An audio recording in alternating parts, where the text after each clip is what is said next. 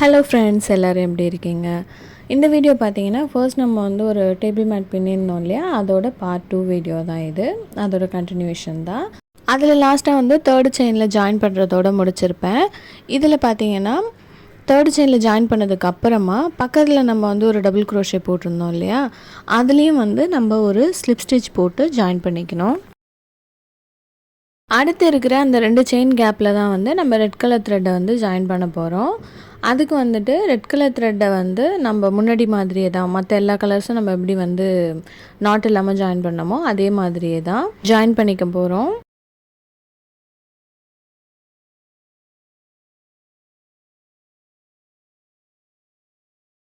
Join பண்ணதுக்கப்புறமா இந்த peach colour த்ரெட்டை வந்து நல்லா இழுத்து டைட் பண்ணிட்டோம் அப்படின்னா அது செட் ஆகிடும். இதுக்கப்புறமா ஒரு 3 செயின் போட்டுட்டு 2 டபுள் க்ரோஷே வந்து அதே கேப்லேயே வந்து நம்ம போட போகிறோம். இப்போ கணக்குப்படி பார்த்தோன்னா நமக்கு வந்து 3 டபுள் க்ரோஷே வந்து நமக்கு டோட்டலாக கிடைக்கும்.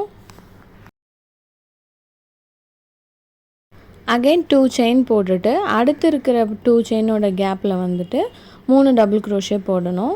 இதே மாதிரியே கண்டினியூஸாக 3 double crochet 2 chain, 3 double crochet 2 chain, இதே மாதிரியே வந்து போட்டுக்கணும்.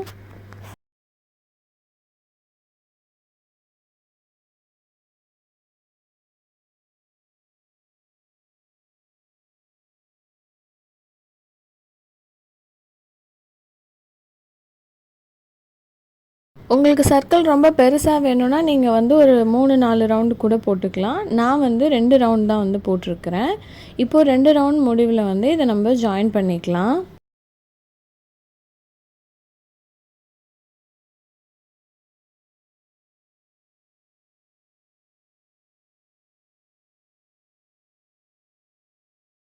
திருப்பி நம்ம வந்து அந்த 2 செயின் கேப்லேருந்து தான் வந்து ஸ்டார்ட் பண்ண போகிறதுனால பக்கத்தில் இருக்கிற 2 டபுள் க்ரோஷேலையும் ஸ்லிப் ஸ்டிச் போட்டு எடுத்துக்கலாம். அந்த 2 செயின் இருக்கிற இடத்துலையும் ஸ்லிப் ஸ்டிச் போட்டுட்டு அங்கேருந்து நம்ம வந்து ஸ்டார்ட் பண்ணிக்கலாம். ஃபர்ஸ்ட் ரவுண்டு அந்த ரெட் கலர் முடிச்சப்பையும் நான் இதே மாதிரி தான் 2 டபுள் க்ரோஷேவுக்கு ஸ்லிப் ஸ்டிச் போட்டுட்டு அந்த 2 செயின் இருக்கிற கேப்லேருந்து நான் ஸ்டார்ட் பண்ணேன். அகைன் அந்த 2 செயின் கேப்லேயே வந்து ஒரு சிங்கிள் க்ரோஷே போட்டுட்டு 5 செயின் போட்டு பக்கத்தில் இருக்க 2 செயின் கேப்பில் வந்துட்டு ஒரு சிங்கிள் க்ரோஷே வந்து போட்டுக்கணும். இதே மாதிரி இந்த ரவுண்ட் ஃபுல்லாக வந்து கம்ப்ளீட் பண்ணிக்கலாம். இப்போ நம்ம 5 செயின் போட்டுட்டு வந்தோம் இல்லையா, இதையும் வந்து நான் 2 ரவுண்ட் வந்து போட போகிறேன். ஸோ லாஸ்ட்டாக ஜாயின் பண்ணும்போது இந்த மாதிரி ஜாயின் பண்ணிக்கிட்டிங்கன்னா உங்களுக்கு சென்டர் வந்து கிடைக்கும். 2 செயின் போட்டுட்டு ஒரு டபுள் க்ரோஷே வந்துட்டு அந்த ஃபஸ்ட்டு நம்ம ஸ்டார்ட் பண்ணியிருந்தோம் இல்லையா சிங்கிள் க்ரோஷே போட்டு, அதில் வந்து ஜாயின் பண்ணிட்டிங்கன்னா உங்களுக்கு இந்த மாதிரி ஈஸியாக வந்து நம்ம சென்டராக வந்து கொண்டு வந்துடலாம். இதே போலவே போட்டு இந்த ரவுண்ட் ஃபுல்லாக வந்து நம்ம கம்ப்ளீட் பண்ணிக்கலாம்.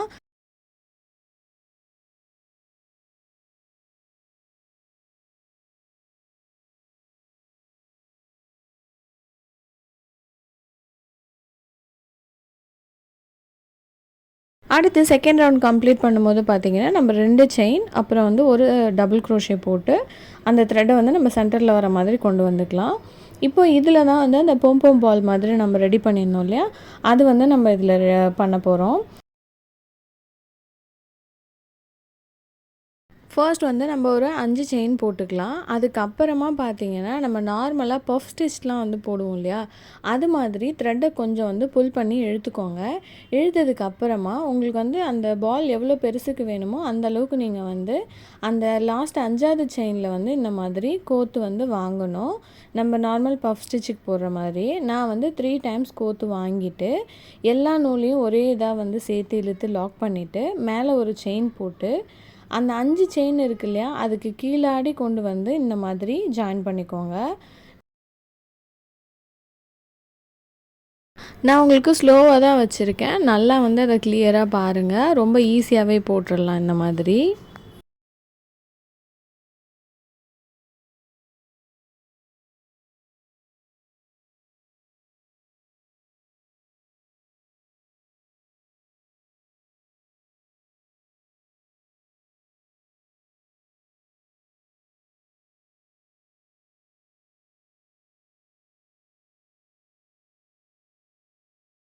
அந்த பஃப் ஜாயின் பண்ணதுக்கப்புறமா மறுபடியும் 5 செயின் போட்டுட்டு பக்கத்தில் நம்ம வந்து 5 செயின் இருக்கு இல்லையா, அது மேலே வந்து ஒரு சிங்கிள் க்ரோஷே வந்து போட்டுக்கணும்.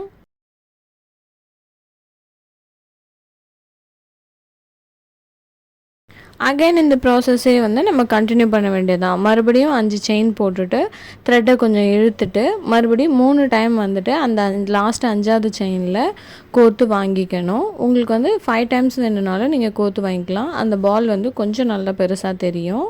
நான் வந்து 3 டைம்ஸ் தான் வந்து கோர்த்து வாங்குகிறேன். அட்லாஸ்ட் எல்லாத்தையும் சேர்த்து ஒரு டபுள் க்ரோஷே நாட் மாதிரி போட்டுட்டு திரும்ப அந்த 5 செயினுக்கு அடியில் வந்து கொடுக்கணும் நம்மளோட ஹூக்கை.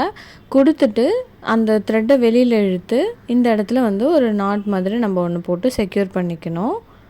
அப்போ வந்து அது உங்களுக்கு பால் மாதிரி தெரியும். மறுபடியும் 5 செயின் போட்டுட்டு பக்கத்தில் இருக்கிற 5 செயின் கேப் மேலே வந்துட்டு நம்ம சிங்கிள் க்ரோஷே போட்டுக்கணும்.